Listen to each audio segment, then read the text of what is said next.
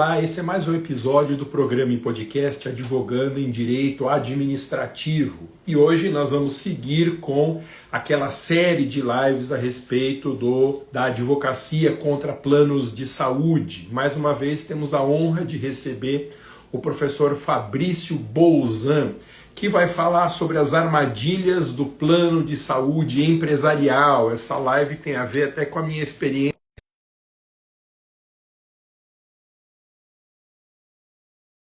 Bolzan. Então, e tem uma novidade também de um workshop que nós faremos sobre teses na advocacia contra planos de saúde. Bolzan, boa noite, seja bem-vindo, obrigado por aceitar mais uma vez esse convite. Maravilha, Masa, uma alegria estar aqui com você, com os seus seguidores. Vamos lá. Ô, gente, só um aviso rápido, no dia 2 de outubro nós vamos fazer um workshop fechado no Zoom sobre a advocacia contra planos de saúde com o professor Fabrício Bolzan. Ele vai tratar das 15 teses fundamentais na defesa contra planos de saúde. Não perca, nós vamos dar mais informações a partir da semana que vem. Bolzan, experiência pessoal. Eu sempre tive aqui com minha família, nós somos em 4, eu sempre tive plano de saúde individual. De 4 anos para cá se tornou uma coisa impagável, com reajustes anuais de 30%, um negócio feito para expulsar o cliente. Não me restou alternativa senão um plano empresarial. E a live de hoje tem tudo a ver com isso, armadilhas no plano de saúde empresarial. Bolzan, por que eu não consegui continuar no meu plano individual e me forçaram a ir para o plano empresarial? Então, Masa, começou a ficar cada vez mais inviável economicamente para os planos de saúde a manutenção de planos familiares e individuais. Então, eles começaram a fazer ofertas de entrada muito boas para os planos empresariais, atrativos que nem foi para a sua família e foi para a minha também, Masa. Eu também tenho aí plano empresarial por conta de valor muito alto aí do plano familiar, do plano individual. Então, o que eles começaram a fazer? Esse preço mais barato de entrada, atraindo o consumidor para sair de um plano que tem mais proteção. A própria Lei 9656 garante mais proteção ao plano individual e familiar do que ao plano empresarial.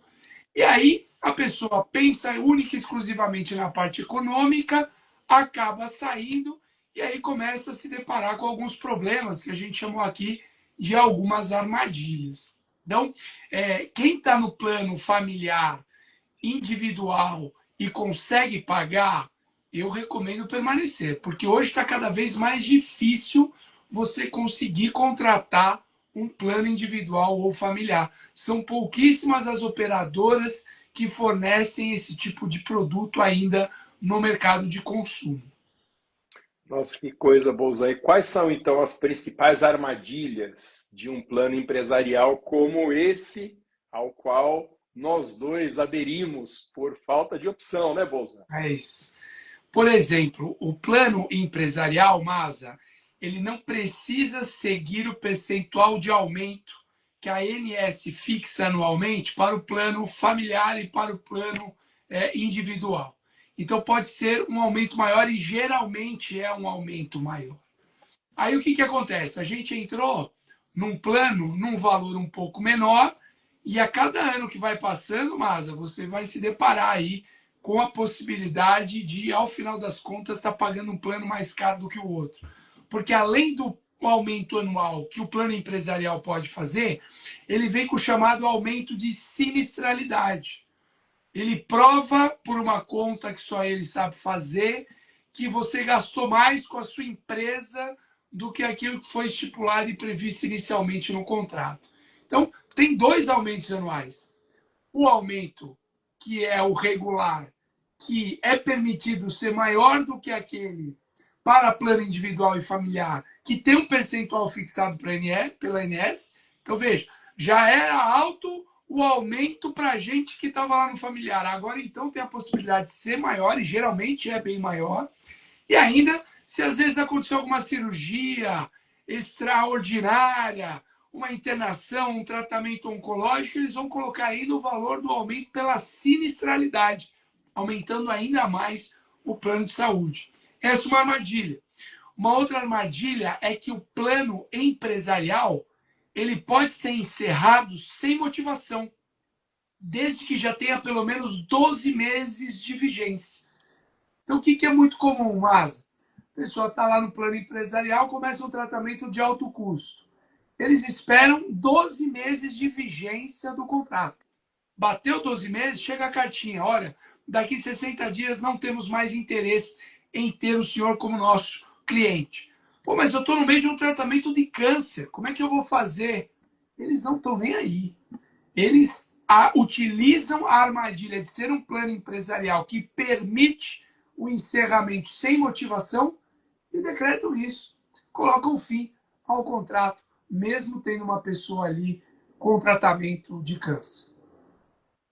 Ô, Bolzan, em situações de tamanho desequilíbrio, como essa, em que nós temos, de um lado, pessoas comuns, como você e eu e qualquer outro cliente de plano de saúde, e no outro polo da relação jurídica, empresas com essa potência econômica toda, com capacidade de contratar os melhores escritórios, a criação das melhores teses e ainda amparo na legislação, o que o ordenamento jurídico brasileiro, o direito positivo atual, o direito das relações de consumo tem para nos oferecer em termos de blindagem quanto a isso? Quais são as ferramentas jurídicas que nós temos à disposição, Bolzan, para a gente se defender contra esses abusos em planos empresariais?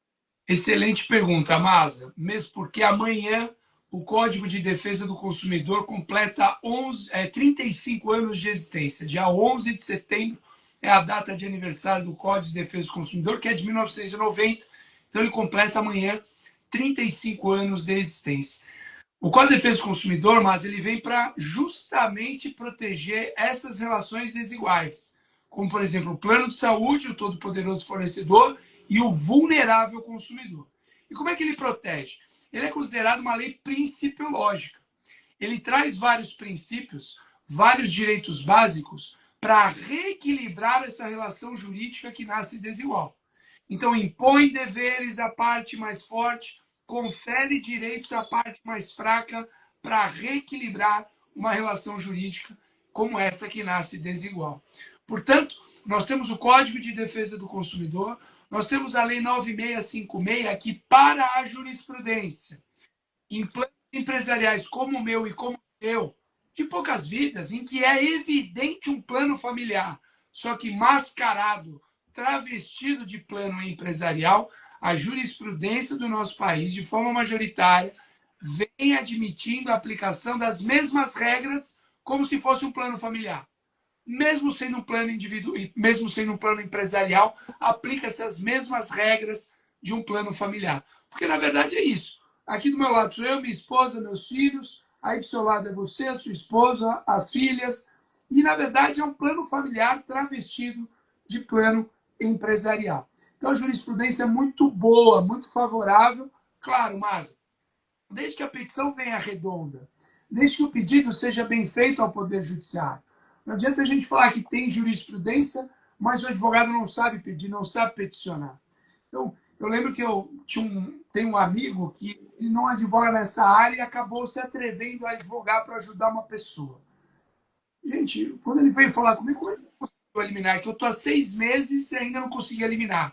Cara, o eliminar sai em 48 horas, se saiu negativa, é mais 48 horas no agravo. Não tem como demorar 6 meses para sair uma liminar. Então, não adianta ter o bom direito, mas e ter a jurisprudência a favor. A gente tem o bom trabalho do advogado para fazer a boa petição e conseguir ali a tutela de urgência para o seu cliente. Fechou, gente. Então, esse foi mais um episódio do programa Advogando em Direito Administrativo com o professor Fabrício Bolzan. Lembrando que a partir da semana que vem nós traremos novidades nessas lives do Bolzan. Um evento que nós faremos no dia 2 de outubro, fechado pelo Zoom. O valor da inscrição é um valor simbólico e o professor Bolzan vai falar sobre as 15 teses mais importantes na advocacia contra planos de saúde. Mais novidades a gente encontra na semana que vem, na nossa próxima live. Bolzan, muito obrigado, valeu, obrigado pela disponibilidade. Eu sei que você está muito ocupado por esses dias e faz um esforço danado para chegar, inclusive, no horário, não atrasou nenhuma vez, nenhum dia. Obrigado, Bolzan. A gente se vê na próxima. Eu que agradeço, Maza. Um abraço e até a próxima, se Deus quiser. Valeu, gente. Até mais. Tchau.